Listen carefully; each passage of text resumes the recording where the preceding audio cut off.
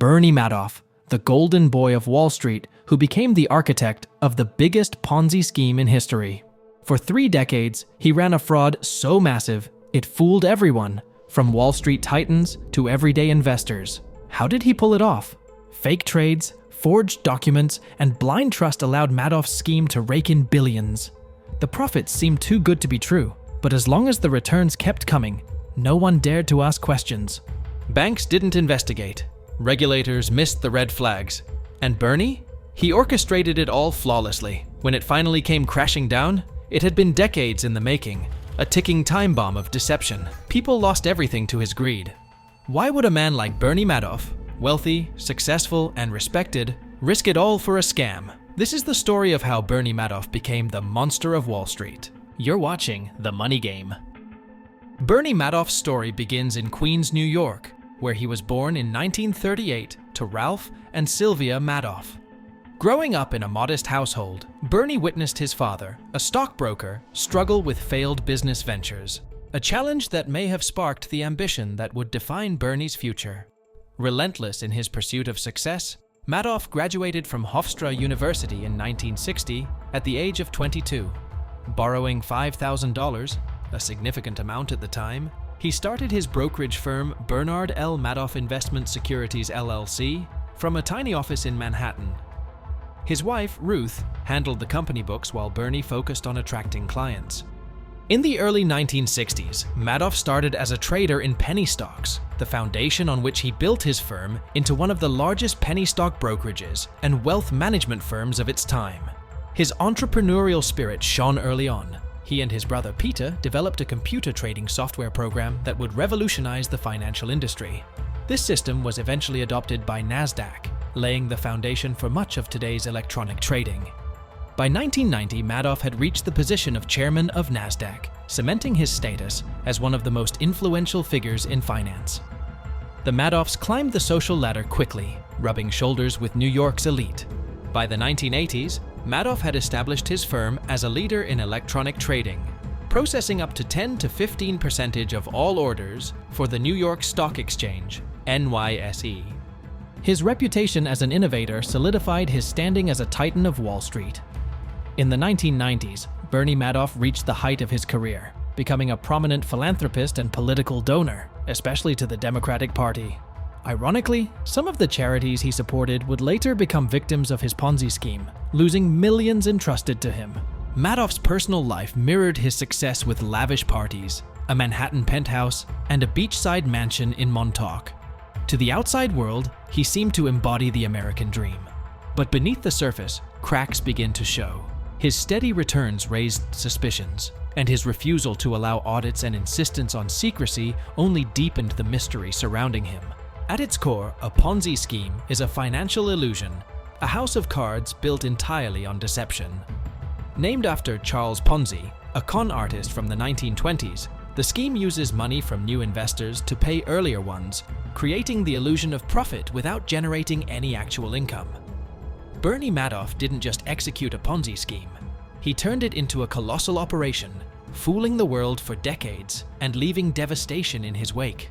The two faces of Bernard L. Madoff Investment Securities, LLC. While Bernie Madoff's public image was that of a Wall Street pioneer and trusted financial advisor, his firm operated with two distinct faces under one roof: the legitimate business and the fraudulent scheme.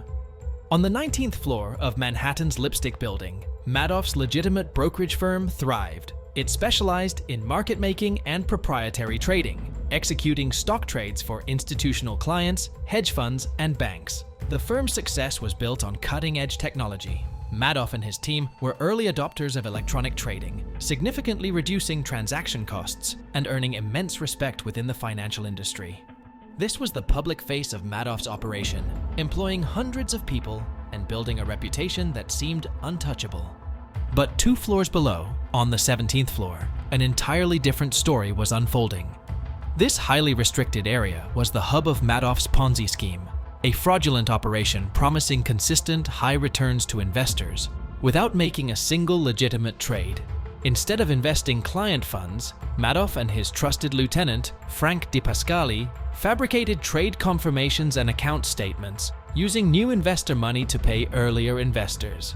The secrecy of the 17th floor was absolute.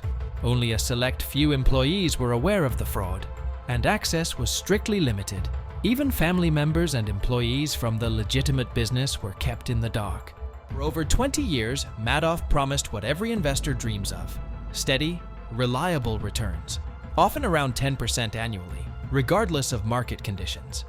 In an unpredictable financial world, such consistency seemed miraculous, and that's because it was. Madoff claimed to use a legitimate strategy called split strike conversion, which involves buying stocks and using options to protect against losses, creating a balance of risk and reward. However, behind the scenes, he made no actual trades, generated no profits, and invested nothing. All client funds were deposited into a single Chase Manhattan bank account, which Madoff used to pay earlier investors who wanted to withdraw their money. To maintain the illusion, he created fake account statements, fabricating trades and profits on paper. Investors believed they were earning steady returns, unaware that their so-called gains were simply other people's money. What made Madoff's scam so effective was how carefully he cultivated trust. He presented his fund as an exclusive opportunity, often rejecting potential investors to create the impression that only a select few could join. This sense of exclusivity made people even more eager to invest and discouraged them from asking questions. His promises were enticing, but not outrageous. Returns of 10–20% annually, high enough to attract attention, but not so high as to arouse suspicion. His credibility as a former NASDAQ chairman and a respected financier also played a crucial role. Regulators like the SEC trusted his reputation, and when they did investigate, Madoff supplied them with fabricated documents and trading records. The fragmented oversight of financial watchdogs allowed his operation to avoid deeper scrutiny. Madoff relied on feeder funds, investment firms that funneled billions from their clients into his scheme. These firms trusted his results, earned huge fees, and rarely asked questions, helping him avoid suspicion. The entire scheme depended on a constant influx of new money to pay returns to earlier investors. Between the 1990s and 2008, over $170 billion flowed through Madoff's bank account. Yet, like all Ponzi schemes, it had one fatal flaw. It was unsustainable without fresh capital. In 2008, the financial world was in chaos. The housing market collapsed, triggering a global financial crisis. Banks failed, markets tumbled, and fear gripped investors everywhere. As panic set in, everyone wanted one thing: their money back. For Bernie Madoff, the walls were closing in.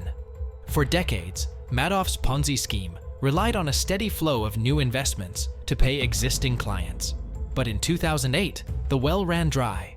Panicked investors began demanding their money back. In just weeks, Madoff faced withdrawal requests totaling $7 billion, money he didn't have. Bernie's sons, Mark and Andrew Madoff, played significant roles in the legitimate business on the 19th floor as co-directors of trading. They were deeply involved in the day-to-day operations, but remained entirely unaware of the Ponzi scheme below them. According to their later statements, Bernie deliberately compartmentalized the fraudulent side of his empire, ensuring that his sons and most of his employees were oblivious. When Bernie finally confessed his crimes in December 2008, it was Mark and Andrew who reported him to federal authorities, an act that set off a chain reaction, ultimately unraveling their family and exposing the largest Ponzi scheme in history. Within hours, news of his fraud shook the financial world to its core. The man once hailed as a Wall Street legend was revealed to be the architect of the largest Ponzi scheme in history. The scale of the collapse was staggering. Records showed over $64 billion in fake account balances, but the actual losses to investors totaled around $18 billion. Thousands of clients, ranging from hedge funds to universities to retirees, lost everything. But why did Bernie Madoff do it? The exact reason Bernie Madoff began his Ponzi scheme remains a mystery, even to Madoff himself. He admitted, "I had more than enough money, I don't know why." However, experts and investigators have speculated that his actions were driven by a mix of ego, ambition, and an insatiable need to maintain his image as the guy on Wall Street. Madoff craved respect and admiration from the financial elite, and some believe his scheme was a way to prove himself as a financial genius. In 2009, Bernie Madoff was sentenced to 150 years in prison. the maximum penalty for his crimes. But for many victims, justice came too late. The ripple effects destroyed lives, tarnished reputations, and eroded trust in financial systems worldwide. Madoff's story will be remembered for generations, not just as the largest fraud in history, but as a cautionary tale of trust, betrayal, and the destructive power of greed. Money never sleeps on Wall Street, and neither does on our channel. Watch all the mind-blowing Wall Street stories and intriguing money movies all here in one place. Like this video and subscribe to The Money Game to level up your financial game today.